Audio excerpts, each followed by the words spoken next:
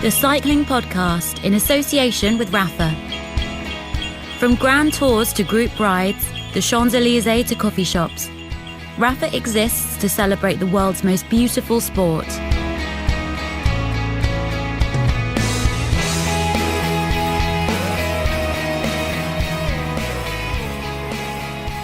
Hello, my name's Richard Moore. I'm with Lionel Birnie. Hello, Richard. We've given Daniel the week off, haven't we, Lionel? Because there's not much for you and I to do in this final episode of 2018. No, well, it's you're doing the heavy lifting here, aren't you? Well, it's nearly Christmas. It's Christmas tomorrow, in fact. Well, yeah, depends when people are listening, doesn't it? True.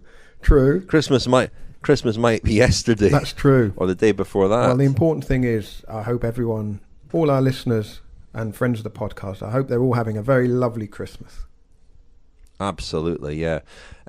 This, though, is an extended chat. It's a kind of social occasion, was it? You and Dan Lloyd? Yeah, Christmas drinks with Dan Lloyd, really. Although we met up in November in Southampton at a bar restaurant called the Dancing Man Brewery. I'm not sure whether Dan Lloyd's much of a dancer, so I asked him whether he was much of a dancer.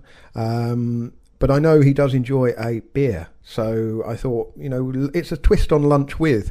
We did have something to eat as well, but we talked about his cycling career. People will know him, perhaps now, will know him best as one of the presenters on Global Cycling Network. And Twitter personality. And a Twitter personality, yes, indeed. Very dry wit on Twitter, self-deprecating dry wit, and in real life, really. But Dan was a professional rider, started out as a mountain biker, and then worked his way up the ladder quite methodically, really, towards a professional contract with the Cervélo test team. Rode the Tour de France, rode the Giro, rode the classics. But as he says in the interview, he made the most of the talent that he had. He wasn't necessarily the best rider in the world. Well, he wasn't the best rider in the world. But he made a professional career as a domestique, really. Do you think you've made the most of the talent you have, Lionel? What a question. Probably. Squeezed every last drop out of it, Richard. Got you thinking though, eh? It's a good question though, isn't it? And it's interesting to hear a professional athlete say that, and admit that, they because particularly in professional sport, elite sport, the idea is that you should be striving to be the best, but for 90% of the riders, that's not. But all you can ever be is the best that you can be. That is. What an inspirational Christmas message. But it's sort of related to this. But I remember, I think 2013 Tour de France when Chris Froome won, and I think David Lopez was one of his teammates, and he really wasn't going very well. And Dave Brailsford told him, all you can do is give us, if you're riding at 80%, give us 100% of your 80%. And that's I think that helped him to really just focus on doing what he could. And if anybody can look back on their career and say, I got the most out of my talent, I think they can reflect on it with quite a lot of pride and satisfaction, no? Absolutely, yeah. And I think Dan does reflect on his career with a lot of pride and satisfaction. The fact that he made it to the Tour de France. I remember him saying to me in the process of writing a chapter for the cycling anthology once, when he said to people, I'm a professional cyclist, the first question people would ask would be, have you ever ridden the Tour de France? And until he actually did ride the Tour de France, he had to say, well, no. And kind of people, particularly in Britain, don't necessarily get their heads around how professional cycling works as a job. And then he went to get his hair cut shortly after the tour that he completed, and somebody said, oh, what do you do? And he said, I'm a professional cyclist. And have you ever ridden the Tour de France? And yeah, I bloody have. And that was the goal of to make the most of the ability that he had. And the hairdresser said, all right, there's no need to swear. Well, I don't know. Don't know about But that. no, I'm looking forward to listening to this because I haven't listened to it yet. So what unfolds over the next, I don't know, 45 minutes will be interesting, entertaining for me as well. Might be a bit longer than that. But Might be all a bit right, longer. okay, that's fine. I've got the time. But before we hear from you, Drinks with Dan Lloyd, we're going to say a thank you to various people who have helped us in 2018. As you mentioned, this is our final episode of 2018.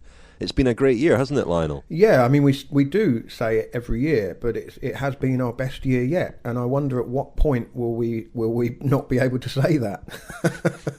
Watch this space.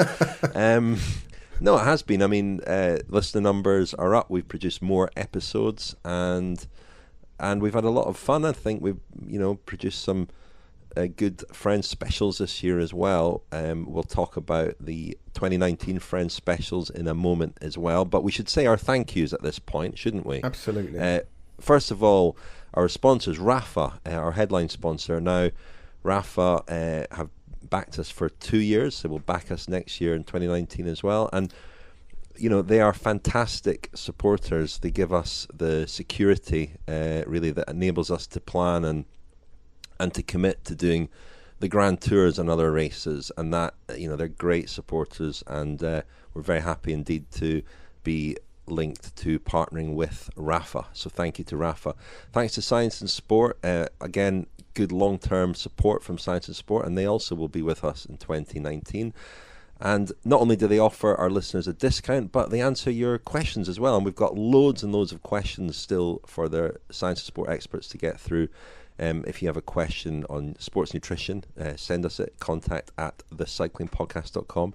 And thanks again to Science and Sport for their support. Hansgrohe came on board this year as a sponsor of our Kilometre Zero series at the Tour de France. That was good. Very grateful to them. Hope we can do something with Hansgrohe again in the future. Skoda helped us with our with the Cycling Podcast Femina, and helped us to cover the women's tour with nightly episodes. That was great, and their support was fantastic, and we were very happy also to be part of their campaign to promote women's sport and strive for gender equality in sport. The Economist have been great supporters this year as well, and without The Economist, we wouldn't have had Kilometre Zero at the Vuelta, and also the Explore series, which has been a 6-part series in the autumn, and that's been fantastic and really well received. That's been you, Lionel, and Hannah Troop, and thanks to The Economist for enabling that to happen. Well, they're our sponsors, but we also couldn't make the podcast without our team of regular and semi-regular contributors.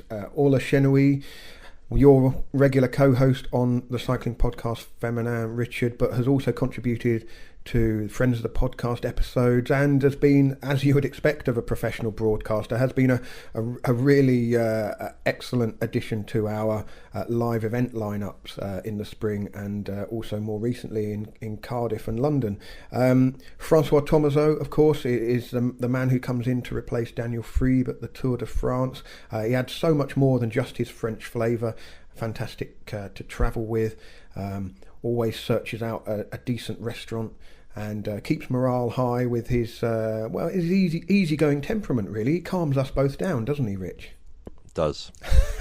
Rose Manley has become the crucial third point in the Cycling Podcast Feminin lineup. The three of you went off to cover the women's tour, didn't you, Rich, with Orla? And I started to feel slightly threatened by the on-air chemistry between the three of you. I thought perhaps I'm going to get elbowed out in 2019 if things carry on like this. Watch this space. Yeah, but I feel like I've redeemed myself. I've re-established myself as absolutely crucial with the creation of Explore with Hannah Troop and also Tom Wally, one of our producers. But working with Hannah has been fantastic. I'm not saying that working with you and Daniel hasn't been fantastic, before you butt in, Richard, but Hannah has really made working on Explore a lot of fun, and has brought something completely different to it. And fingers crossed we will be back in 2019 with a second series of Explore. And I can't forget Fran Reyes, who brings energy and enthusiasm as well as expertise on the Spanish cycling scene to our Vuelta coverage, and of course the irrepressible Ciro Scognamiglio, who pops up here, there and everywhere and then dashes off equally quickly at the end of each contribution. Somebody pointed out recently that we never say thanks in these roundups to the voices that you hear on the podcast, introducing our coverage or telling you about our sponsors and so on.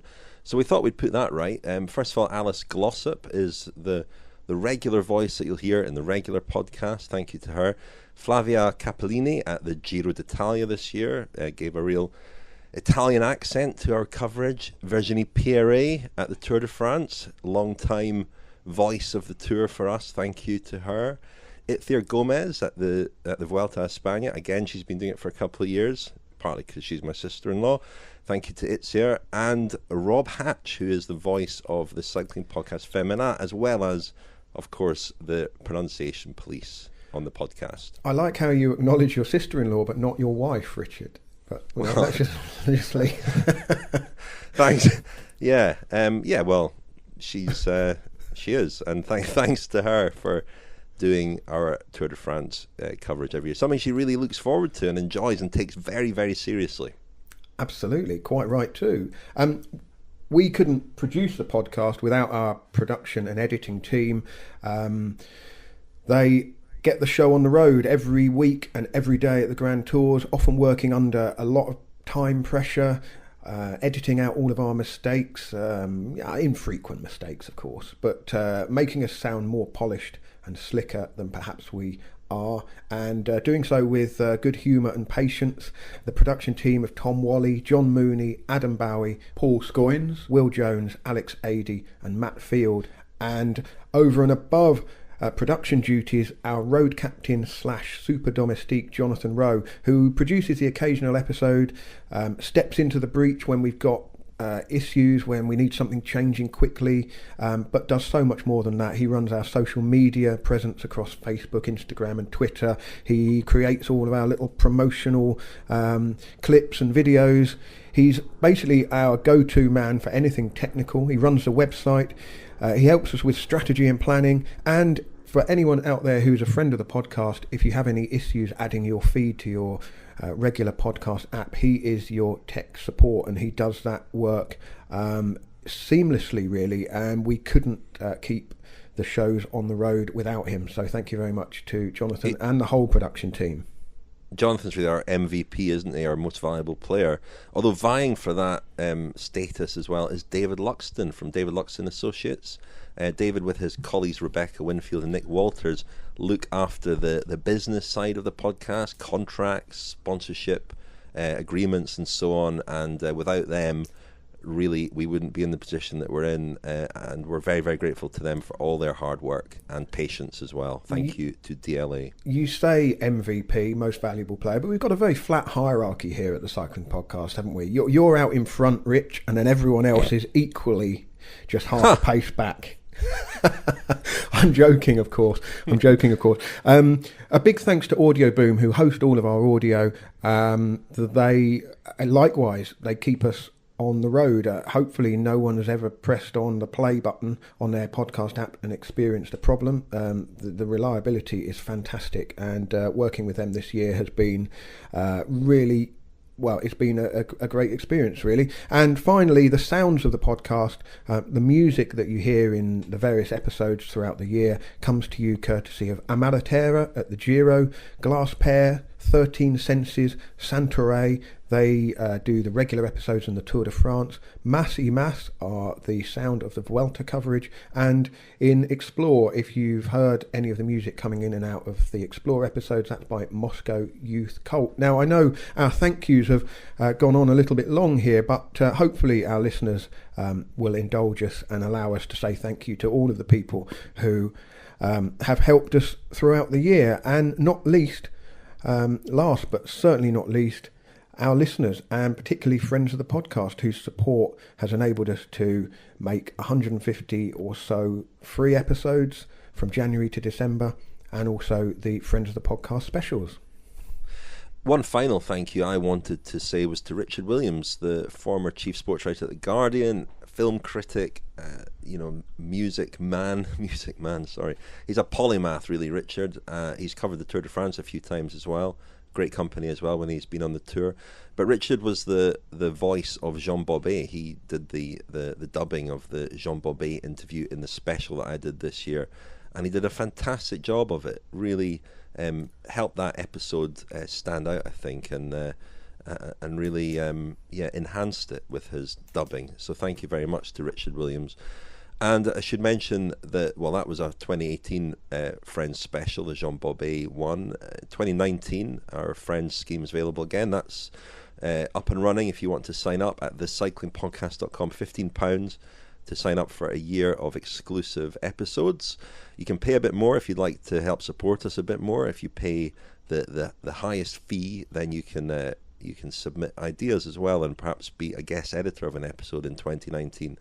But we've got up and running with the diary from the Giro d'Italia, recorded by myself, Lionel, and Daniel Freeb, and also Orla Chenouille's Women's Tour diary. I think coming very soon, if not already, is the Tour de France diary, and then the Vuelta a España diary. Each of these episodes is about an hour long, but altogether they only count as one episode. So they'll be one of the 11 or so Friends specials released in 2019. And, we've made life difficult for ourselves. Really, we've effectively written a brand new audiobook for Friends of the Podcast, haven't we? That's effectively what we've done. It's been quite a lot of work, but it's been very enjoyable. I think we all enjoyed writing the diaries for our physical book, A Journey Through the Cycling Year, around about this time last year, and wanted to do the same again. I think the diary format is it's certainly something I enjoy anyway. I quite enjoy just getting my own back on the rest of you in the written word at the end of the year. That is fun, isn't it? The diaries are great fun. They do allow us to tell a slightly different story of the Grand Tours, and I've really enjoyed that. A few of you have asked about the book, and we did produce a book in March this year. We're not producing a book for 2018. However, we are planning to produce our second book in the sort of autumn, early winter of 2019. That's the plan. We feel that a book about the cycling year is better off coming out in the cycling year before Christmas. So our plan is to produce a second volume of our book towards the end of 2019, but we'll give details of that when we know them. Should we hear your interview with Dan Lloyd, Lionel? We should. Let's go to the Dancing Man Brewery in Southampton, where Dan Lloyd and I had a Christmassy drink, albeit a little early, and a bite to eat, and talked about his career. The Rapha Cycling Club is the largest global community of its kind. Members share their passion for the road through rides, events, exclusive club kit and racing. Find out more at rapha.cc. The Cycling Podcast is supported by Science in Sport. Science in Sport. Fueled by science. Well, here we are at the Dancing Man Brewery, Dan. First impressions? Well, there's plenty of beer behind the bar, and we've already had a couple, so I'm pleased with this choice. It's good. You didn't need to admit that. I mean, you could have just said we've just arrived and we're, stone cold sober. But we've warmed up on a chilly night here in Southampton. I thought you'd appreciate the Dancing Man Brewery. Are you a dancer? No, but I like a brewery. Maybe later. So 2 pints down. If we have another 3 or 4, I think both of us might be on the dance floor later. It's currently 5:30 in the afternoon. No, I'm joking. It's 7 p.m. 7 p.m. But I'm pleased with this. I'm pleased with this place. Yeah. Dan, tell me a little bit. Whereabouts in the world are you from? Because Southampton isn't quite home turf, is it, for you? No, I was born in Merton, South London, and then when I was 4, my parents moved down to a village called Bransgore, which is not far from where I am now in Ringwood, so it's close to Bournemouth in the centre of the south coast. But in the meantime, I've been kind of all over the place, as you are when you're a cyclist, but I've sort of come full circle. I'm about 10 miles away from where I grew up, so Ringwood now, Bransgore when I grew up. And you came into cycling through mountain biking, which I don't know, would you have been able to do that in Merton? I have no idea. Probably not. I started when I was sort of 13, 14, not that long ago, as a mountain biker, and actually probably about a mile away from where I live right now. There is still a place called Matcham's Market where they do like banger racing, have a market every Sunday. And they used to have mountain bike races around there, and not long after I got my first mountain bike, I had MB UK magazine, and they had adverts in the back for where the local races were, and there was one down there, and that was my first time of not pinning a number on, but putting one on with zip ties onto the front of my bars. What was it about cycling? Was it the racing, or the freedom of expression, or just the being outdoors? What was it that really kind of got under your skin at the start? The racing, I think.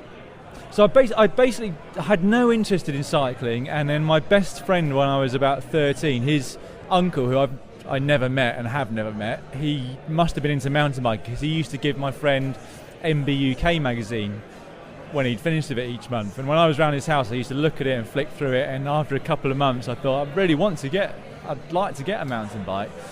Said to my dad, can I get a mountain bike? And about 8 months later for Christmas, after I'd pestered him for that long, he just decided he would help me get one, and I paid a bit towards it.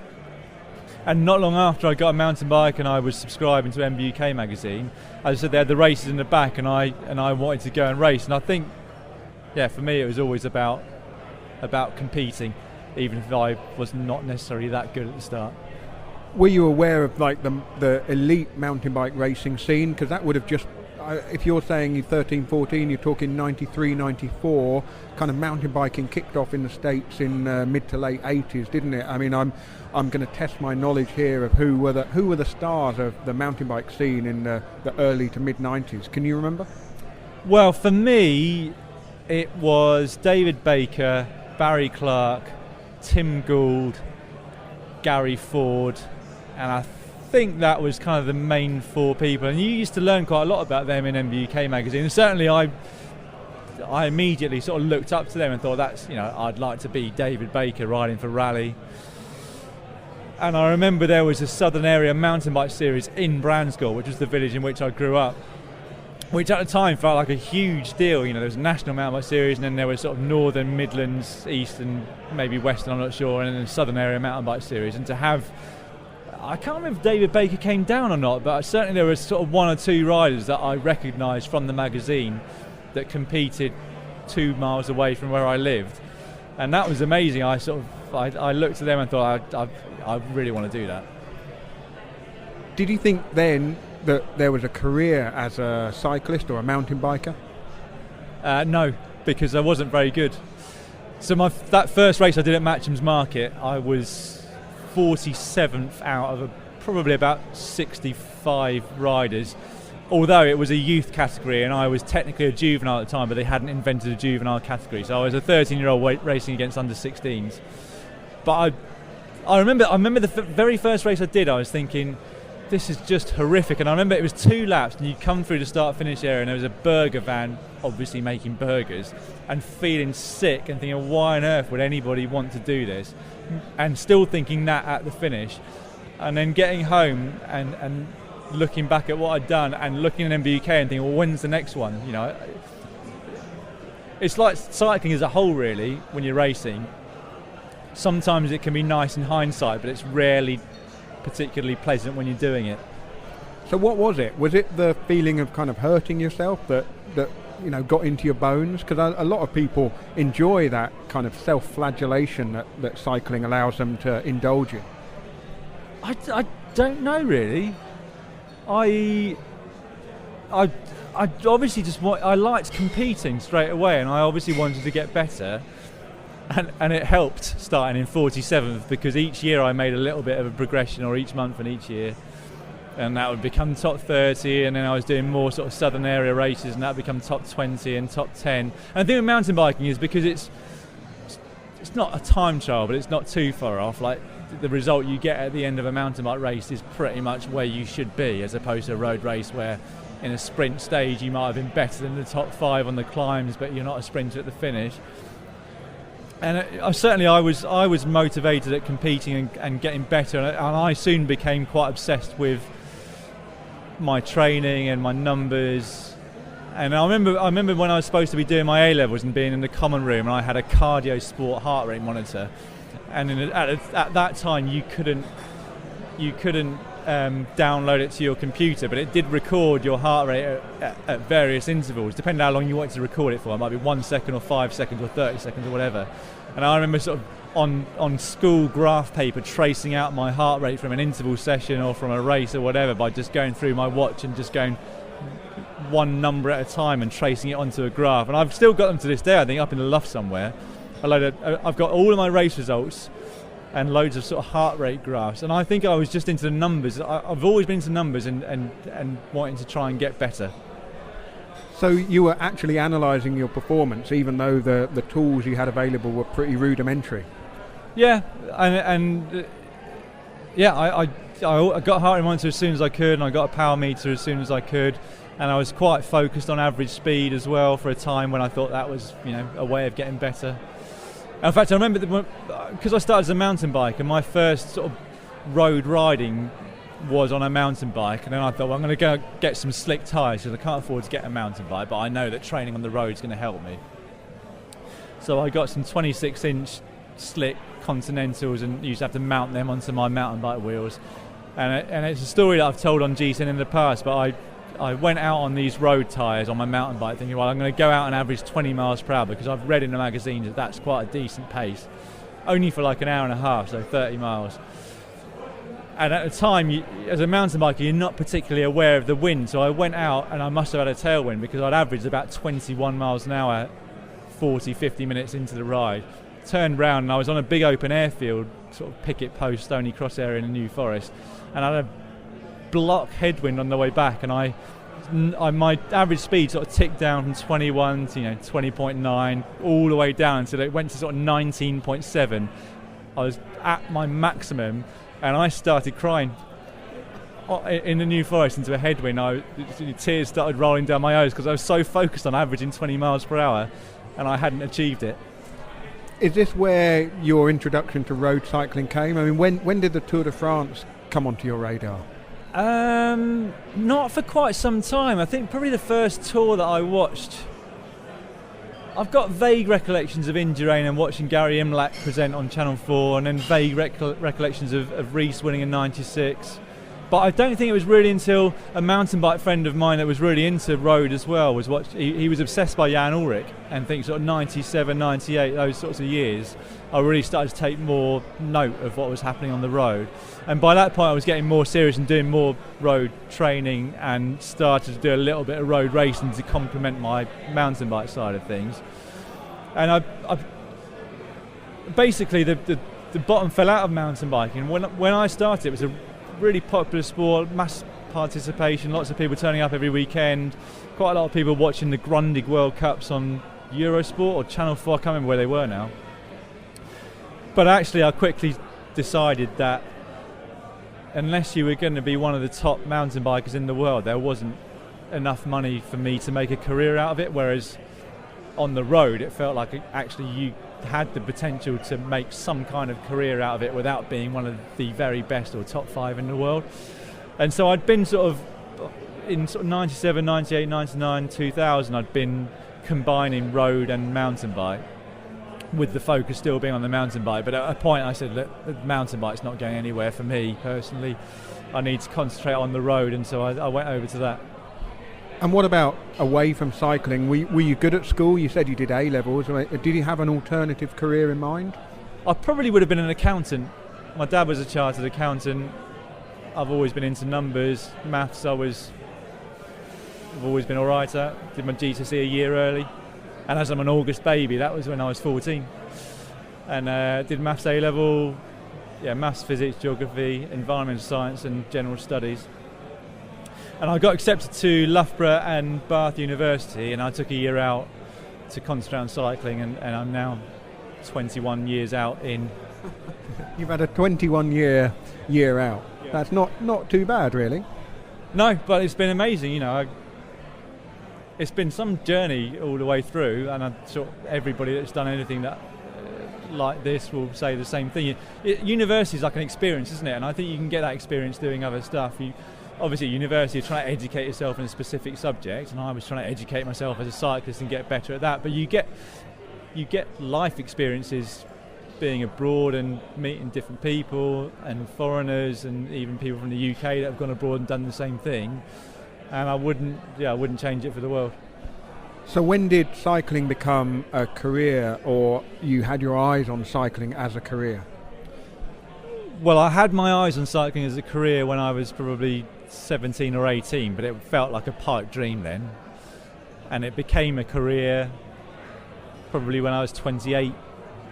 And that's, I mean, it was not quite like that, in that I had personal sponsors and people that helped me out for a few years, because I think both they and I sort of felt I can get somewhere if all of the sort of stars align. But equally, had it not been for, a chance with a top level team, I could have been 29 years old, married, with a kid, and never having really earned any decent money, and just starting again. Really, that could easily have happened to me. I could have been 29. Right, I've got to do something else now. Time's come. But I mean, you were making your way through the ranks, a rung and a half at a time. Really, it was a very gradual progression up through those ranks, wasn't it? But I mean, at what point did it become a full-time occupation then, if not a career? Well, when I finished A-levels, I was window cleaning with my sister Carol. She'd set up a window cleaning business and I did that, and it was really good because I could earn sort of half decent money on a Monday and Friday, and then go out training Tuesday, Wednesday, Thursday, and at the weekends. Compared to working in a supermarket or something, it was quite good. And then I went abroad to UBC Artois through Rod Ellingworth. Actually, he got me the place there. Russ had been there after the collapse of Linda McCartney, Russ Downing, and then I went there in sort of June, July, and I guess I was full time from that point. Really, I was there in 2002 with UBC Artois. No, 2001. 2002, I was with a team called CO Chamalier in the centre of France in Massif Central near Clermont-Ferrand. And then I was with Enduro Sport in 2003, which was a continental team, or third division at the time, and funded by Dave Rayner that year. So I was full time. When I was sort of full time professional, it's kind of debatable. I was full time from probably about mid 2001. There were always people that were the same age as me that were a lot better, many of whom sort of gave up and fell by the wayside. And I always think, well, actually, they were far more talented than I was and much better bike riders, but perhaps didn't have the perseverance or maybe the ignorance to carry on like I did. There was always, for me, like 1 or 2 or 3 performances a year I thought, I can do this. I've listened to your podcast this year with Colin Sturgis, and I was nothing like, he was obviously this super talent that was just, the power that he had was obvious to everyone, and not something that comes along very often. I wasn't like that. I was all right, and every so often I'd do a race and think, well, actually I was not far off as good as some of the best riders around that day, and I think if I keep persevering at this, then maybe I can make some sort of career out of it. Like I said, I think it was sort of ignorance in some ways, and it could have been a stupid choice in life, really, because like I said, I could have been 28, 29 and just having to start afresh, something completely different. You went to Troyes, the home of Andouillet. We'll look at the menu in a minute and choose something to eat here, but did you ever sample the disgusting delights of Andouillet while you were in Troyes? Do you even know what it is, what I'm referring to? No, I had no money, and so I was rooming I was in an apartment with Russell Downing, and we had a deal. Russ made the dinner and I did the washing up, because I had no idea how to cook. He used to do like burgers, and I remember we walked down to a Lidl once, when Lidl must have been pretty new at the time, and bought a load of shopping, and we had to stop 5 times, and it's only about a kilometre away, but we bought so much, and you forget how heavy something is when you have to carry it for a kilometre, when you normally just put it in a trolley and put it in the car. But no, he did the cooking and I did the washing up, and that's how we survived. Well, Andouillet is, of course, disgusting sausage, which it's basically tripe. So it's stomach lining packed into a sausage. It smells of drain water. It's very unpleasant, but they love it over there. I'm surprised. The air is sometimes thick with the smell of Andouillet in Troyes, but you obviously missed that, and you're very fortunate for that. Was it Rod Ellingworth who set you up with that? Because there's been quite a long connection with that club, going back to, well, at least the 80s, maybe even before. I'm pretty sure it was. I've not got a great memory, but I'm pretty sure that Rod Ellingworth was basically the guy that got me into UVC Artois. I kind of made contact with the Dave Rayner funds to get some sort of funding, or at least just help in finding a place abroad, because I realised that that's what I needed to do to get any further in the sport. And I'm pretty sure it came through Rod, because he'd got his contacts there with Jack and Chris Andre, and Russell was already there. He'd been there from the start of the year, riding really well. And I got there and did pretty shit really for a few months. Well, we'll pick that up after we've had a look at the menu. Chute à l'arrière du peloton, cycling podcast team car at the back of the pack, please. Well, sorry to interrupt your chat with Dan Lloyd, Lionel, but that was the voice of Seb Piquet to remind us to tell you that this week's episode is sponsored by Beer 52, appropriate sponsor for this week of all weeks. We both took delivery, Lionel, of cases of Beer 52 beers. It's a craft beer club, of course, and they send you 8 different beers each month to a different theme. The most recent one was West Country. We were going to have a refreshing beer as we recorded this bit of the podcast, but I gather you've finished all yours. Well, they did arrive a couple of weeks or so ago, and I've had one every couple of nights, and what I really like is you never know quite what you're going to get. The range and variety is quite something. Every beer has a very distinct and different taste, and what I quite like doing is getting to the end and having given them a sort of a score out of 10, which I preferred the most.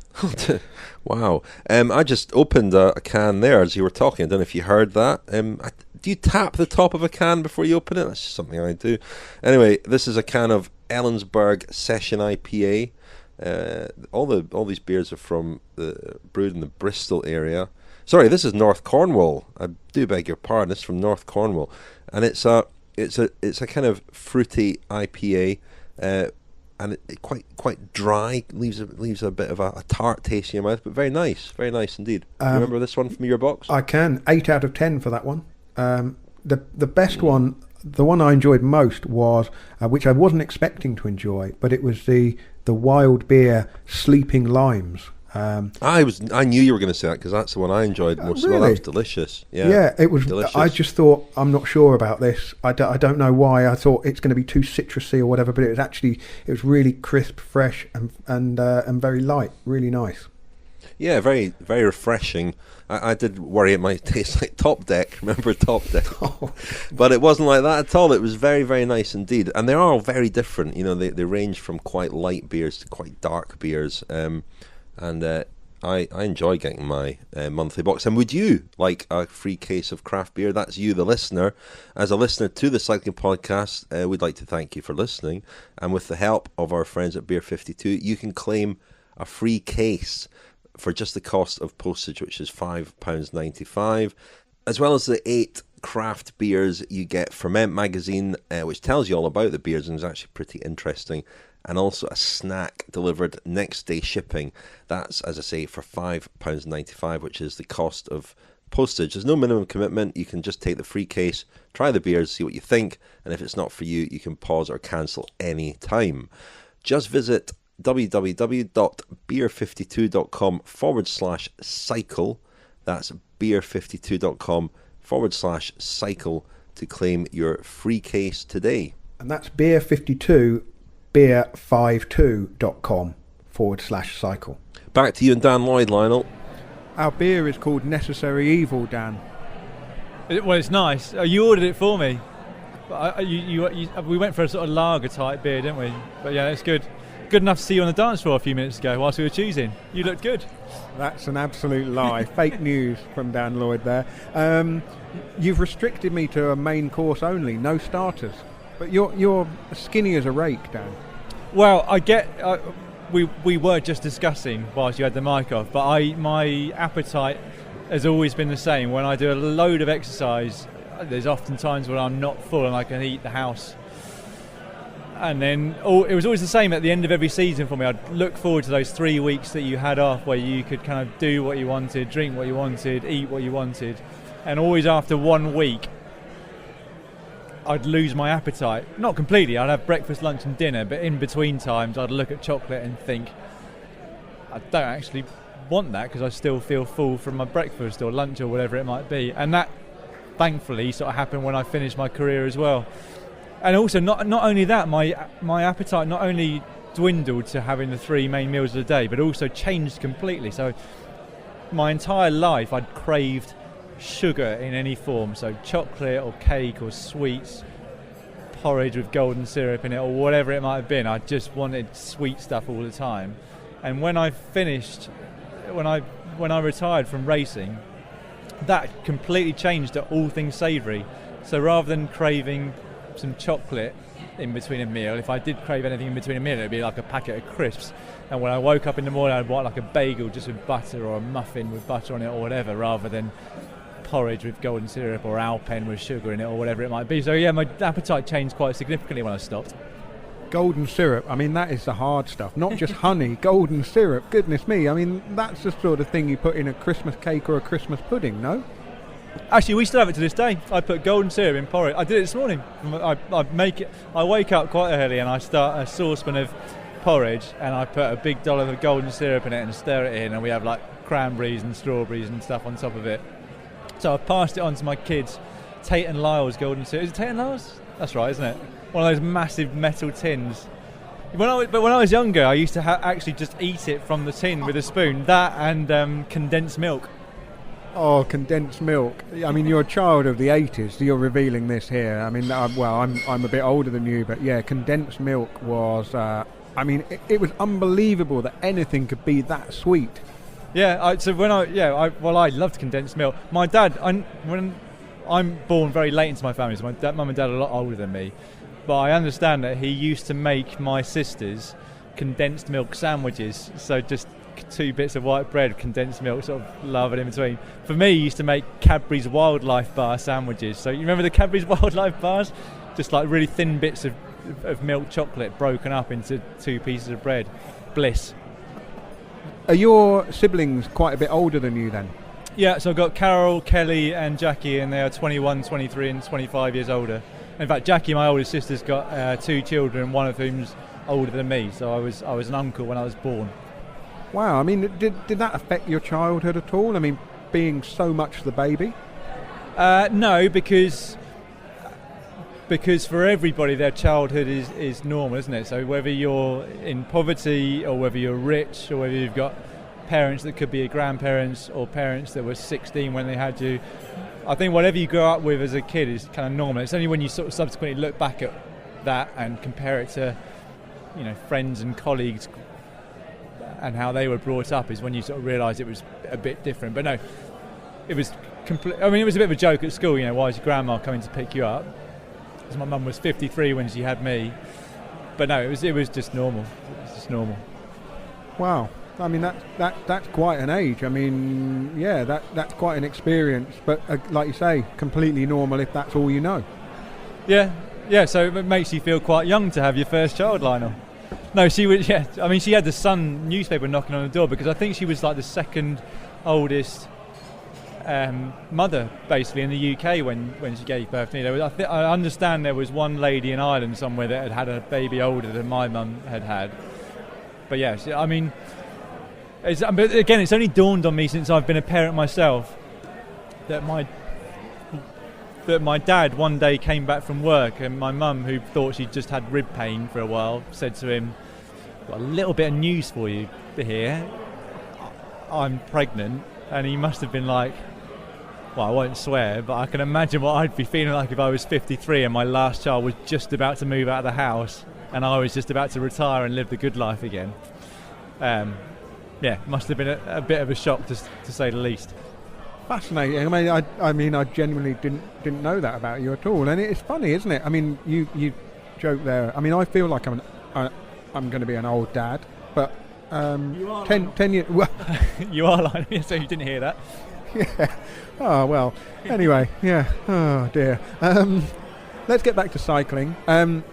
tell me a bit about how you kind of made those steps, because really, if you trace the career through the teams you rode for, it was progression, year by year, steady and slow, but you got there in the end. I mean, the first big team you rode for, I think, was a team run by Harry Lodge. Now, I know who Harry Lodge is, but explain for people who he's one of those almost semi-legendary names and figures in British cycling, but a lot of our listeners may not know a great deal about him. Well, a little bit like Tim Harris, who you've had on before as well. There was back in the day when you almost had to move abroad to make it as a professional cyclist. There were all these riders, and you knew the Robert Millers and the Chris Boardmans and the ones that really made it to a top level. But for all of those, there were 2, 3, 4 other riders that had gone abroad and actually been a really good rider. Maybe not famous, but they'd certainly earned respect of their colleagues in Belgium or France or Italy or wherever it might have been. And so, well, it wasn't a big team. It was sort of the regional enduro sport team. So it was my first foray into professional cycling, in that I wasn't paid to ride, but I rode with professional riders. And Harry. So what was the deal if you weren't paid? What was the deal for you? Well, I think that was the year I got Dave Rayner funding. So I'd applied for it at the end of my UVC Artois few months, and then I didn't get it. I was a bit disappointed not to get it, actually, but I didn't get it for 2002 when I was in Chamalier next to Clermont-Ferrand. But I did get it the following year with Enduro-Sport. So I had Dave Rayner. I can't remember how much it was now. It was about £200 or £300 a month, maybe. But we had a flat over in Italy, not sort of northern Italy, near to Malpensa Airport, in a place called I was going to say Sacramento. Then it's Samarati was the name, near Gallerati. So we were not far from where Charlie Wegelius was, and in Busto Arzizio. So the accommodation was paid for, so then you've only really got to pay for your food. So £200 or £300 a month was, well, that's what the Dave Rayner Fund's all about, really. It's just allowing you to be there without it, costing you money, and money that maybe you haven't got. So I was there, for 6 months of 2003, and Harry had just retired from the Flanders team, which is where I ended up the next year when Enduro-Sport was no more. Were you comfortable abroad, comfortable in France, in Italy? Did you pick up anything about the culture and the language? How did you settle in, and what did you take from those experiences? I settled into, I speak half decent French, or at least I did when I was over there. I probably lost quite a lot of it now. In Italy, I have to admit, I was quite lazy because I was only there for 4 or 5 months in the year, and I was with a load of English speakers, and I didn't really make the effort to sort of pick up the language. But I loved it there. Troyes was a really nice place where I was with Russell. Clermont-Ferrand was a beautiful area of the world where I was. John Rutherford and Andrew Jackson had been there before me. And Italy was one of those ones where people said, before I went to Italy, I remember a lot of people saying, when you go there, it would be so amazing because the Italians have such respect for bike riders, and it's so different to the UK. And I got there, and honestly, the car drivers were a nightmare. They just, I wouldn't say they run you off the road, but there didn't appear to be that much respect for bike riders, particularly in northern Italy and Lombardy region where there's so much traffic. It was, I'd say it was quite hectic, and actually Italians are so impatient on the roads and in everything that they do in life in general, making a generalisation. And the following year I went up to Belgium with the Flanders team, and it was complete opposite. I lived above a bakery, and you could be in the bakery in a queue of 4 people, and the person at the front would give their sort of family story to the baker, and everybody in line would just wait there very patiently, waiting their turn, and then they'd get to the front. It couldn't have been more opposite to Italy, where they couldn't wait to get to the front of the queue. So Belgium left more of a kind of imprint on you. I mean, you love a Belgian beer for a start. You love the Belgian races. What was it about going and living in Belgium, and whereabouts were you? I was on the N60 main road between Oudenaarde and Ghent, opposite a McDonald's and above a drive-through beer shop, which I actually didn't frequent very much at all. I've always liked to drink, but when I was racing, I managed to keep it to, it's a reward for the end of the season, or maybe a certain point within the season. It's one of those places where you sort of think it's certainly not exotic, but as a cyclist it is quite exotic. That's where so many champions have been made, and there's so many great riders from Belgium, and the people are just so nice and welcoming, and I really love going back to Belgium these days. How much time do you spend riding up and down the towpath next to the Schelde then? That's the river between Ghent and Oudenaarde, and there's a chain gang that goes up and down there every Wednesday morning, and whenever I've been in Ghent, ridden down to Oudenaarde on the I say towpath, but it's smooth tarmac and very popular with cyclists. You must have spent a lot of time on there.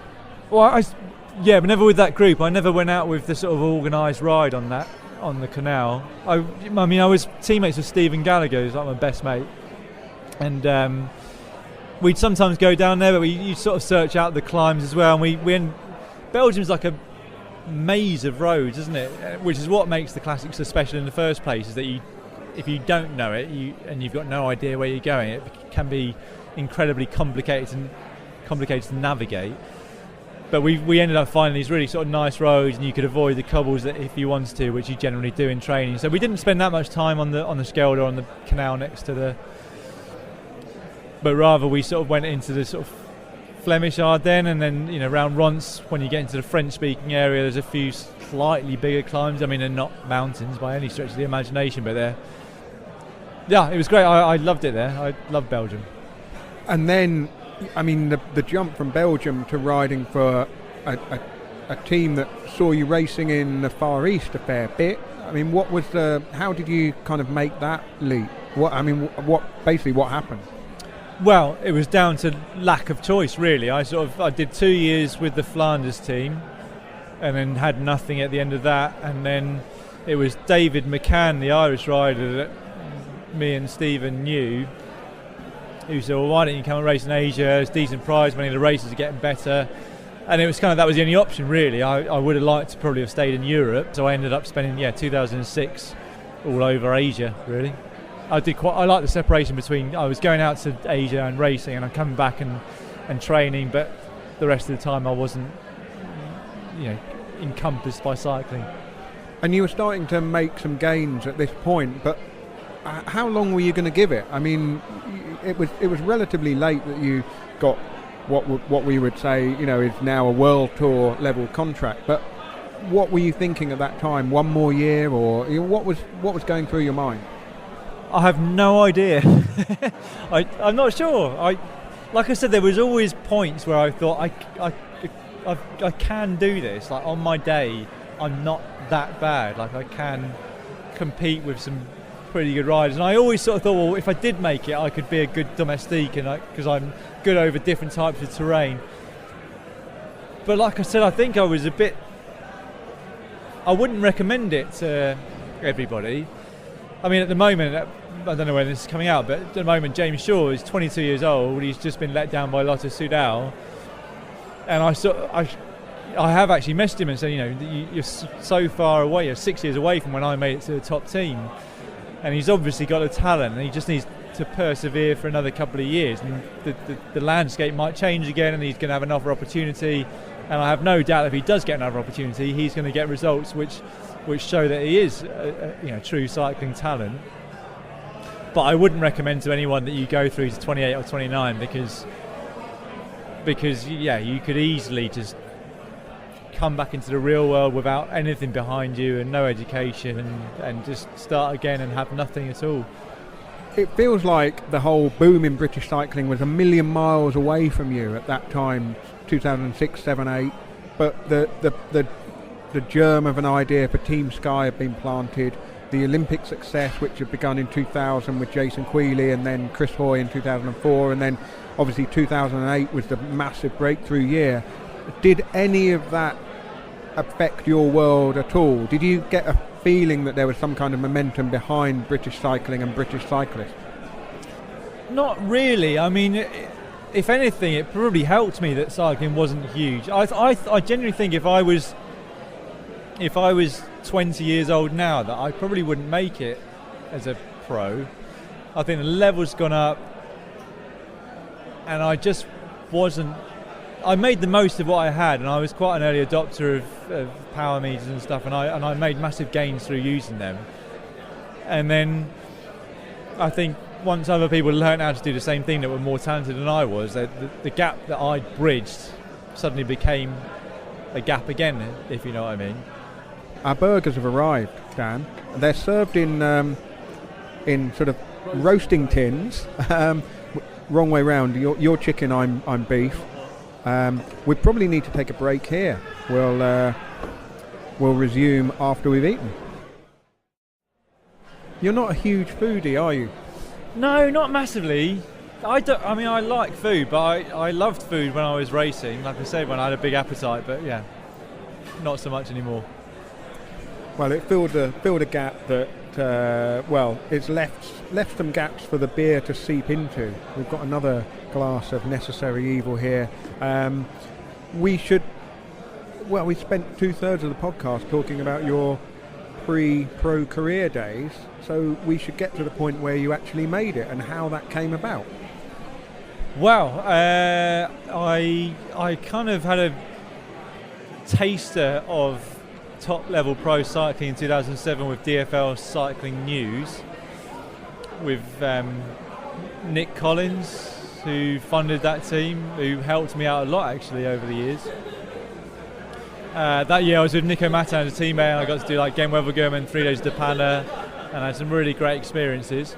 And then that team kind of came to an end, and I had nothing by January of 2008. So then I was with the Sean Kelly team, run by Kurt Bogarts that year, which was fantastic, but it was kind of a drop down from Pro Continental to Continental. And sort of the last-ditch effort, I guess you might say. Like, I think if that hadn't have materialised into anything else, I would have called it a day. But that was a fantastic year. Like, Kurt's just an amazing... He's one of those guys that you meet and think he's an arsehole, and then if you get to know him, he's just one of the nicest, best people in the world, Kurt Bogarts. I think the story was that he lived in the same town as Sean when Sean lived over in Belgium, and he basically knocked on the door and asked if he could come training, and Sean said no. And then he came another day, can I come training? And Sean said no. And in the end, I mean, he made such a nuisance of himself that in the end Sean said, okay, but, keep quiet and don't say too much. And a friendship grew out of that. And I think Kurt would have been, a teenager at the time, obviously a huge cycling fan.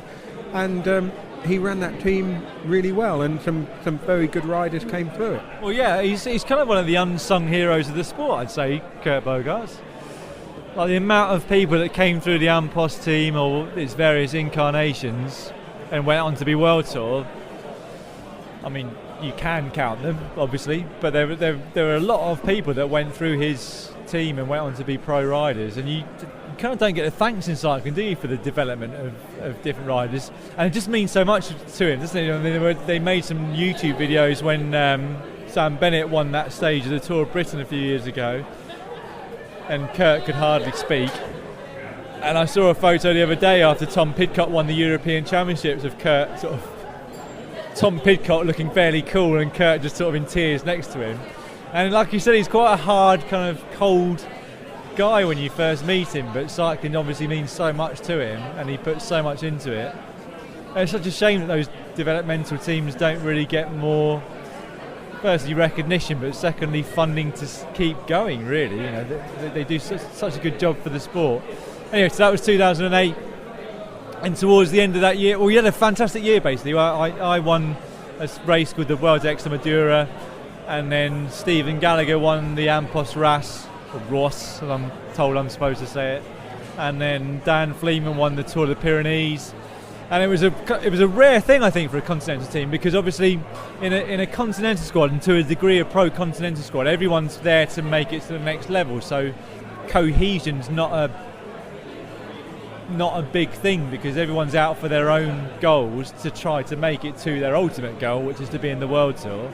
Whereas that year we kind of had this team where everyone seemed to be quite willing to work for each other, even though they knew that they wouldn't necessarily get anything back from doing it. So 3 of us won different UCI stage races, And for me and for Dan Fleeman, it gave us the opportunity to go to the Cervélo test team, which I got a call about in probably September-ish. I don't know if it was after the Tour of Britain or before it, but certainly around that time.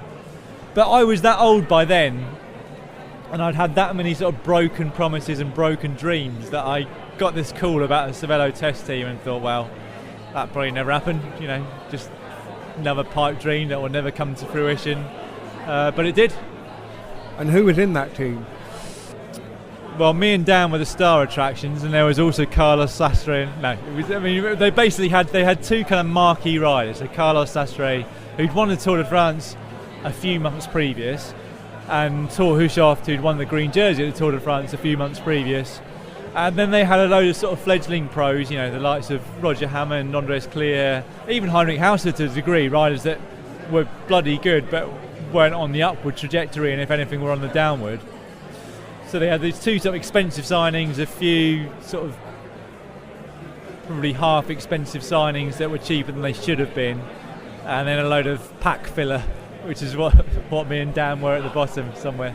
But this was a new team, wasn't it? So they had to do something to punch a hole, sign two very big riders, and I guess that swallowed up most of the budget. Yeah, it must have done. And like I said, so I was probably quite lucky that they didn't have a bigger budget.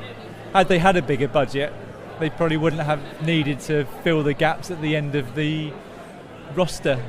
But thankfully, they did need to do that, and I got this opportunity finally at 28, I guess. It was basically through Brian Smith and David Harmon and Richard Alchin, all of whom helped me. And I'm going to mention all of them because I don't know who had the biggest say in my position. But anyway, they all helped me. And I got on this team, and I arrived there in sort of November of 2008.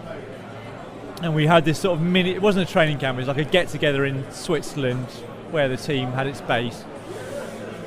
And I remember arriving there thinking, well, this is happening now, actually big riders were here and the team seemed to be well set up. And I arrived reasonably early compared to the others at the hotel. And meeting Thomas Campana, who was the manager, and his wife, I think, Priska, and saying, who am I rooming with, or where am I? And they said, we haven't sorted out the rooms yet, but if you go to the nice reception, they're probably going to know which room. So I went to the room, and it was about 2:30 in the afternoon, and I'd missed out on lunch due to sort of flying arrangements and been probably too tight to buy a sandwich on the plane. I thought, well, I'm going to dump my bags in the room, and maybe I'll see if the team's going to pay for lunch, or I don't know what the situation. Anyway, I got up to my room, and they put 2 boxes of Swiss chocolates, like one on each bed. I was so hungry, I sort of opened mine, I just munched through like most of these Swiss chocolates. Left a couple, put them back, went back downstairs, and a few more people had arrived, and I said to Priska again, is there a team list yet, I'm rooming with? Because I was kind of just interested to see which professional rider I was rooming with, whether it was Jez or Roger or someone I knew or whatever.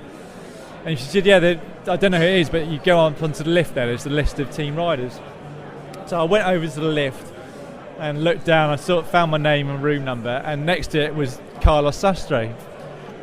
And I basically thought, hell, I'm rooming with the current Tour de France champion. Because it has always been my dream to be a part of this.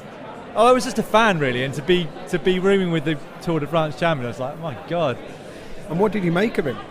Well, my first thought was, oh my God, I'm rooming with Carlos Sastre. And my second thought, I've eaten his chocolate. Yeah, my second thought was, no, I hadn't eaten his chocolate because he had his own separate ones. But my second thought was, he's going to think I'm so unprofessional that I've munched my way through a box of Swiss chocolates. So I went back up to the room, and what my tactic of choice was, what I'm going to do is I'm going to eat the rest of my box of chocolates, and I'm going to dispose of the evidence in the hallway in a bin, and I'm going to move his box of chocolates from his bed to the desk that's in the middle of our bed, so it looks like we've only got one box of chocolates between us. And that's what I did. And then at the end of that camp, he was such a gentleman that when we were about to leave, he said, you should take those boxes of chocolates because I don't need them. And I said, oh, thanks, Carlos. And I went home and I said to my wife, look what I got you from the airport. So I was a winner. Did you feel nervous? were you just happy to be there? I mean, I can't quite imagine what your mindset would have been.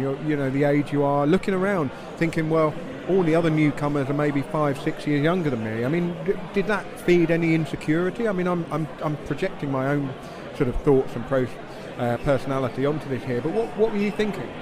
Probably a mix of all of those things, I would imagine. I definitely would have been nervous because I always held sort of great riders in a sort of esteem. I looked up to, but I still do actually. I look up to the best riders because I've got a big respect for what they do. So I would have definitely been nervous being around Carlos or Tor. But then it was such a friendly team, so immediately, I don't know what. I mean, you've had people say the same things to you before, but somehow everything seemed to gel very quickly between a huge different level of rider. But we had a real team atmosphere right from the very beginning, and it didn't feel like there were many egos. And it was a different team in the way it was set up. Like obviously Gerard and Phil from Cervélo had their experiences sponsoring big pro teams and not enjoyed it or not got back what they thought they should, so they set up their own team with a load of partners that had an equal amount of stake. I think they all put in about $500,000 each, so like Speed, Play Pedals and Zip Food and Vittoria Tyres and Rotor Cranks, and we had all these sort of small sponsors that all put a little bit in. Did you feel a pressure to impress on the first training camp? I didn't feel pressure from externally. I felt an internal pressure, but then you sort of quickly realise that like in smaller teams the training camps are like races because you're trying to prove yourself to get a place in the team for the biggest races, whereas immediately when I got there I realised that actually the big riders weren't really riding that. They were training, but they don't need to prove themselves in a training camp because they'd already proved themselves in races the previous year, and they were about to prove themselves in races that year. So the training camps had a different aim, I guess, for them than it did for me previously. That first year you rode the Giro, didn't you? And you must have known, there's going to be a place in some of the big races, so you're going to get some opportunities, but what was going to be your role in the team? Did you have an idea of how you fitted in? Well, I think that was the advantage of being 28 is that you're not going to be a cycling champion. At that point you can say you're not going to be the next Eddie Merckx, for example. And so immediately I thought, well, I'm just going to, if I can just help in lots of different races, in lots of different scenarios, then I can be quite a valuable piece of the puzzle. So I just slotted into that straight away really, in terms of, I was there to help Tor or Carlos or Heino or whoever it might be. And I did quite well in that first year. I was all right. And so the first race I did was Tour Cata, and I think we got off to this amazing start. Like Roger won the first stage. At that point, cycling Tour California was about the same time, and I think actually Tour probably had already won a stage of the Tour California before that. So it was a new team, but we got off to this amazing start, and we had most of us were in the top 10 overall at Tour Cata, which is a small race, but it's quite a hard race when the wind blows. And so I think we were all sort of on cloud nine really, right from the very beginning, and that, success leads to success, doesn't it? And we didn't have the biggest budget or anything else, but we were all just loving what we were doing for different reasons. I think, me because it was my first experience doing that, Roger and Andy because they got the love for the sport again and they were being successful again, and Carlos and Tor because they moved over as team leaders and they had a lot more responsibility, but the success was coming quite immediately really. Tor was winning in California, he won Het Nieuwsblad in the end of February, and then when we went to the Giro, Carlos was winning stages there, but so was Simon Gerrans and Ignatius Konovalovas. I don't know, but we just had this momentum right from the very beginning, and when you've got that momentum it just carries on. I guess 2011 was the sort of when we merged with, it was a merger with Garmin, and 7 of us, like the core classics group, went over to that, and it was a bit of a mess really. People didn't find out until late August, and only 7 people had a job and everyone else had to go off and find something else. The team was arguably stronger and better on paper, but it didn't gel quite as well, and therefore we didn't get the same results. And then, well, I guess I found out what it's like to be a domestique with a team that's not getting amazing results, because I didn't have that was the end of that year for me. Which, actually, when I think back about it now, was always going to come, sooner rather than later, probably, because you end up on a salary which is 3 or 4 times what a new Neo Pro is going to be on. But you're not actually that much stronger or better. You've got a bit more experience, and you can maybe provide a bit more and give a bit more in races from an experience point of view. But they can nurture a younger rider to that in a year or two, and they cost, like I said, a third of the price. So at the time I was really disappointed, but looking back it was on the cards anyway. I don't know. And then so I had 2 great years at Cervélo, and I had a decent year with Garmin, which I really enjoyed as well. And that was the end of that, really.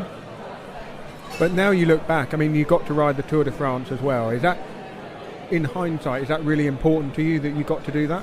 I think so, yeah. I think without that I probably I might not even be sat here talking to you now. There's been plenty of British pros through the years that have ended up the Tour is obviously the pinnacle of the sport as a cyclist, and some people go there to try and win it, and I went there to try and get to the Champs-Élysées, which I managed in the last 10 places in the race.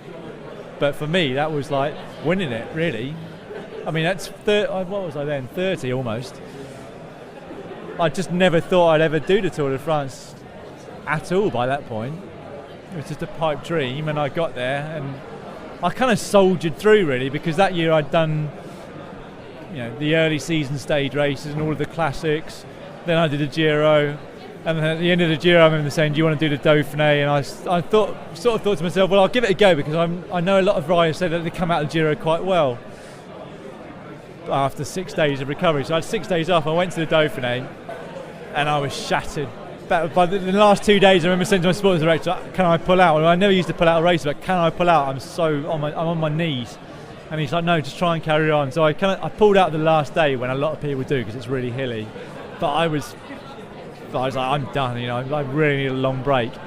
And I remember them calling me up a little while later saying, can you do the Tour of Austria in July? And I was like, no, I'm shattered. Like, I need a bit more recovery before I do anything else. And then a little while later they called up and said, can you do the Tour? I was like, yeah, it's fine. Yeah, I'll be up for that. And the team was split between Carlos Sastre and Thor Hushovd, wasn't it? The division between the two of them, you say? Well, 2 objectives for a smallish team with not huge resources. It must have been a lot of work to get through. Yeah, it was. And Carlos did sort of almost uncharacteristically, I wouldn't say blow his lid, but in the last 3 days or 4 days of the Tour, I excuse him completely, because one of the things he brought up when he blew his lid was that I've won the Tour de France, and for the last week and a half I've spent a lot of time listening to riders talk about how they're going to get inside the time limit, which was true. Me and Andy Clear and whoever else spent quite a lot of time thinking, well, how are we going to get through today? To get through to tomorrow. And there's some guy on the other end of the bus that's won the Tour de France thinking, well, probably deserve a little bit more support than this. So I kind of sympathise with Carlos, but he was a very calm-mannered person, but at the end of that Tour de France, I think he'd found it hard as well. It's 2010, the Giro hadn't gone quite as well for him as he'd hoped to, and then the Tour was a bit of a disaster for him. He's probably still top 20 somewhere. It was a bloody good ride, but Have you been back with GCN and made films around the Tour, been in the area where the team buses are, and seen the village since? Not. We've been to the Tour, yeah. We tend to go on the rest days because we can get a lot more access to riders and teams and mechanics and trucks and buses, etc. So I've never been back to the Champs-Élysées as far as I know. But I've been back to the Tour. It feels bigger on the outside than it does on the inside, because you're quite protected as a rider. You go from the team hotel to the bus, which takes you to the start, and that's in a cordoned off zone, and then you go and sign on, and you go back to the bus, and you get to the start, and you get to the finish, and you get back on the bus, and that takes you to the hotel, and you're back inside a hotel again.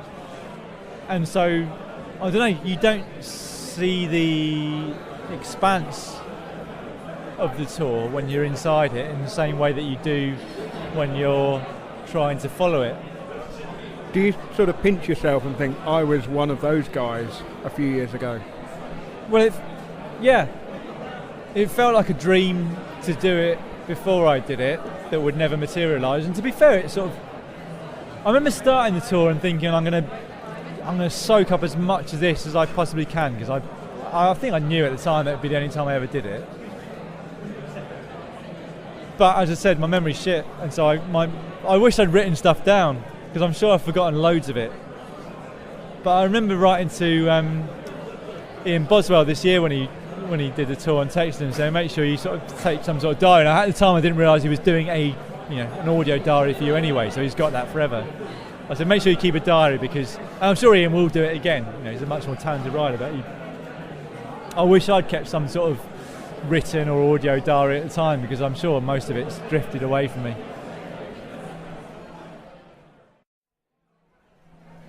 When you were a kid, did you ever play Snakes and Ladders? Yep. Did you feel like your career was, you fought your way all the way up the ladders and then the snake just carries you straight back down in sort of half the time? Because I don't want to be unkind about it, but you said there about the tour being something you knew you wouldn't do again, but your career kind of came to quite an abrupt-ish end. But I guess you knew that, did you? Because of the age you're at, or how did it feel at the time?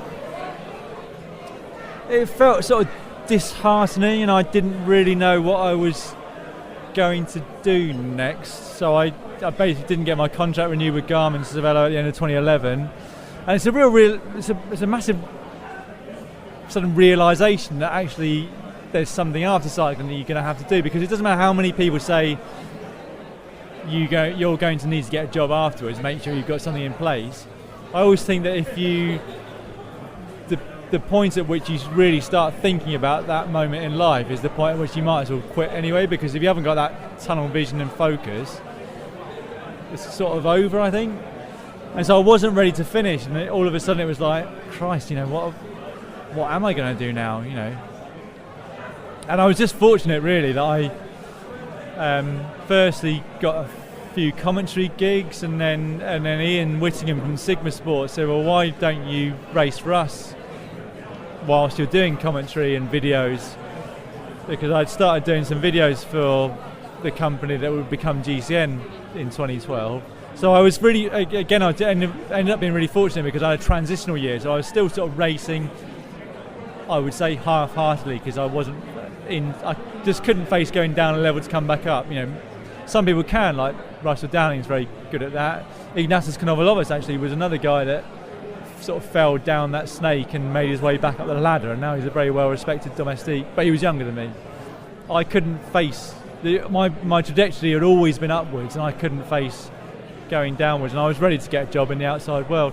But I had this transitional year with IG Sigma Sport, commentary for Eurosport and for RCS Sport, and making videos with Shift Active Media, and I enjoyed doing that other side of things, and thankfully at the end of that year there was another sort of job waiting. Did your career feel quite tenuous, quite insecure? I mean, by this point you had a young family and other people depending on you, so did it feel quite frightening to think, well, at least when I was riding a bike I could earn a living doing that, now I've got to try and do a bit of this and a bit of that? Well, it was tenuous, but I did have people relying on me, but my wife Lorraine was the main breadwinner, really. I mean, like I said earlier, I had a sort of personal sponsors. So I had Barry Clark from Furcroft Hotel, which turned into Collingwood, and he basically paid me through his business. So my earnings came through after tax. And then Nick Collins, who ran DFL Cycling News, he gave me 10 grand the year after he finished that team, just to enable me to carry on for another year to try and make it. And so without those sorts of people, lots of cyclists, especially in the UK, seem to have a lot of funding from people that don't get much back. They're just fanatics who have got a little bit of money, and they choose to use that to help somebody on their way. So I didn't have, Lorraine was doing really well in her job, and so from that point of view, the funding was there. What does she do? She's an internal auditor, so she's still doing that to this day. So she was at House of Commons when I met her as an internal auditor, and she moved to Guildford University. So without her, and do you know what? My dad died when I was 17, but I think if he'd been still alive when I was 27, just got married, and my wife was supporting me, he probably would have told me to pack it in, go and get a proper job and support your family. So what's it been like being in on the ground floor of one of the new media, cycling media sensation? Well, it's just been an amazing experience, really. I started when GCN started back into 2012, and we launched at the start of 2013. None of us knew what we were doing. None of us knew where it would go. And I was a terrible presenter, but we had no audience and no expectation and nothing to compare ourselves to, so we could kind of organically, probably a bit like you when you started a podcast. I imagine if you listened to the first podcast you ever did, you kind of think, well, Christ, I sound terrible. And the improvements have been negligible. The problem is that because it's a digital age, they're still there. And so I quite regularly get sent the first video I ever did. And when we take a new presenter on, I normally send it to them because they think, well, I'm not very good at presenting. I was like, well, you are. Take a look at this. This is bad presenting. And so I was just in this privileged position, myself and Cy Richardson and later Matt and Tom Last, where we could kind of organically grow because there was no expectation on us and we could do what we wanted and get better through practice, really. But it's been amazing, we've sort of grown steadily, but largely over the years to this point where we've now got 1.5 million subscribers and a lot of people watch videos every day, and it's much more normal now. But it's very different to how it was. How do you deal with the feedback, and what kind of feedback do you get? Same as yourselves, I'd imagine, like largely positive, and then a few negative, which is the ones that you focus right in on. They're the ones that keep you awake an hour late at night and wake you up an hour early in the morning, in my experience. I mean, this is something I've spoken to you about over the years, that you always focus on the negative comments, even if there's 99 positive ones and one negative. That's the one, like you said, that you sort of dwell on. And actually you shouldn't, because people are less likely to write a positive comment if they like something than write a negative one if they've disliked it. And you're never ever going to please everybody. The worst negative comments are the ones that have got a grain of truth, though, and at least you can turn those into a positive and think, well, you've got a point there. I can maybe improve. Yeah, and we've always taken all comments on board. Like, we've always tried to be a channel where you kind of engage people and they feel like they're a part of what you're doing. So rather than talking to them, you kind of talk with them, which I think is what you do very well as well. And I think people feel like they know you, and so whenever somebody recognises me at a cycling event, they often sort of say, "Oh, Dan," and then it's only after they say Dan that they realise that I don't know who they are, and that's a lovely thing to have, because they obviously feel like they know you well enough through the way that you've presented and gone through videos, that they feel like you're a friend even though they don't know you face to face, and that's really nice feedback to have. Do you feel like the audience has come on a journey with you? I mean, I know you've got a lot of, as we say in the industry, evergreen content about, the how and the why and the basics of bike riding, and but you've kind of evolved beyond that, certainly in the last 18 months or so, I'd say. Do you feel like you've brought people on a bit of a journey? I think so, yeah. I think, there's so many people that come up to you and say, I didn't know anything about cycling, and I got your YouTube videos and they sort of taught me how to do this and I ended up achieving this. And that's an amazing sort of feedback to have. Like, you've helped these people to pick up a bike, start from scratch, and quite quickly progress to being able to do 100 miles at this big charity event or whatever it might be. And that's a really nice feeling, because, when I first started doing it and you're doing videos about how to mend a puncture, and you sort of feel like it's quite demeaning, like how, everyone knows how to fix a puncture, but actually we all have to learn everything in cycling at the beginning, and it's not an embarrassment to say that you don't know that. But there wasn't the sort of, you had magazines, but unless you bought a whole archive of magazines, you had to wait for the next time someone wrote that article. Whereas with, the beauty of having a YouTube channel is that they're there all the time. So if people want to know how to fix a puncture, or how to go up climbs faster, or how to lose weight, or how to change gears. I remember someone suggesting we should do a video on how to change gears. I'm not doing it's plainly obvious how you change gears, and it's one of our most successful videos ever because... Yeah, but that's because a lot of people are trying to change gears when they're out the saddle or on a climb, or, you know, change before you go into a climb or before you go into a corner or whatever. Things that you kind of take for granted. I think there's an awful lot about cycling that becomes exclusive in terms of people hold their knowledge over others. Oh, did you not know that? People are kind of almost embarrassed to be beginners. And one of the things about some of those videos is that, well, we all have to start somewhere, and so they're kind of inclusive. I guess that is, pretty much the whole point. Yeah, well, there's a snobbishness about cycling in some ways, isn't there? And I've been guilty of that in the past as well. You know, in my competitive sense, I remember when you'd been on an established Sunday group ride, and if someone new turned up, my outlet would not be, oh, let's welcome it. My outlet would be, I'll show them how to ride a bike up the first climb of the day. And then when they were dropped, I felt this sense of satisfaction, like, yeah, but it's just awful, isn't it? And now our ethos is it should be much more inclusive, and there shouldn't be this snobbishness of you're not allowed to wear this kit or your socks are too short or whatever it might be. You know, people riding bikes is a great thing. I still remember the sense of pride I had when I adequately pointed out a parked car with the hand gesture behind my back, or, pointed out a pothole with a point down to the ground, and, everyone gets around the obstacle safely. I've ridden in groups in the last 10 years where nobody's pointing anything out. It really is like you're on your own, and the number of times you hit a pothole and you're cursing the people in front. But I guess because they kind of don't know.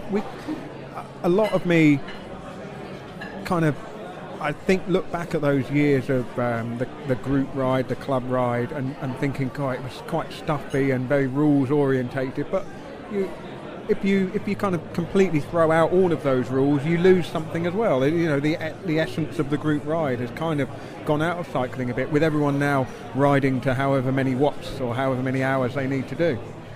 Yeah, and so I think we, as G said, we've kind of got this responsibility to encourage people into the sport, but also to teach them how to ride. Because I sometimes when I'm in my car, I get immensely frustrated behind a group of cyclists, because they obviously haven't been taught how to ride, and you've got 7 people, one of them sort of near the centre white line somewhere, allowing nobody to try and pass them or whatever, and you kind of feel like you get frustrated with them because you realise that they are frustrating vehicles. So this sort of animosity between people that drive cars and people that ride bikes increases because people aren't being taught how to ride a bike in a polite way, for want of a better word, out on the open road. And I think we've got a sort of degree of responsibility to teach that without sort of doing it in a way that's discouraging and seems elitist and snobbish and you're not doing things the right way. But we've got that problem at the moment, the division between car drivers and cyclists, which is the more cyclists there are on the road, the bigger it becomes. That's a whole other subject that we haven't got time for in this podcast, but maybe in a future one. I do want to finish up by just asking whether, I don't know whether you'll want to answer this one, but what percentage of your income per year is betting winnings? Is what, sorry? What percentage of your income a year is betting winnings? Oh, I see. Well, not much. So I will tell you that I never bet when I was a cyclist, so I didn't know anything about it. And then when I finished, I don't know why I did start, but I sort of started looking at odds for some reason. And it was just like a replacement for my obsession with numbers on cycling. I used to look at odds and think, well, those are bloody good odds for somebody that actually can win. And the nice thing about cycling is that unlike horse racing, where if you've got a 50-1 horse, they've got no chance pretty much of winning. Like once in a blue moon, they might come through first. Whereas in cycling, you can have someone that's 300-1, and actually they've got a decent chance of winning. And I've had quite a few sort of 300-1 moments, like Steve Cummings winning his first stage of the Tour, where you put a fiver on and you've got 1,500 quid back. But my ethos has always been long shot, so you can go through quite long periods where you win nothing for months and you think, well, actually this really is a monk's game, I'm wasting my money here. But the ethos of having long odds means that you only need to have one win in a blue moon, and you end up doing all right. I have had some nice wins though in cycling. I famously backed Floyd Landis to win the 2006 Tour de France, cashed out before he got officially done. Well, that's a nice feeling, isn't it? I mean, I had money, as did Freeba actually, on Steven Kruijswijk to win the Giro d'Italia. I think it was at 125 to 1 in the year that he was winning it, and I'd put a 5 each way on, so about 800 quid profitable returns.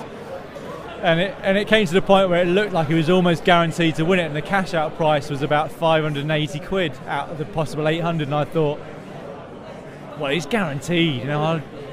And Daniel, I think he left his bet on, but I just got nervous one night. I was like, well, anything can happen in cycling. So the night before he crashed into the snow, I was there on my computer. I was like, I just pressed the button. I was like, no, cash out.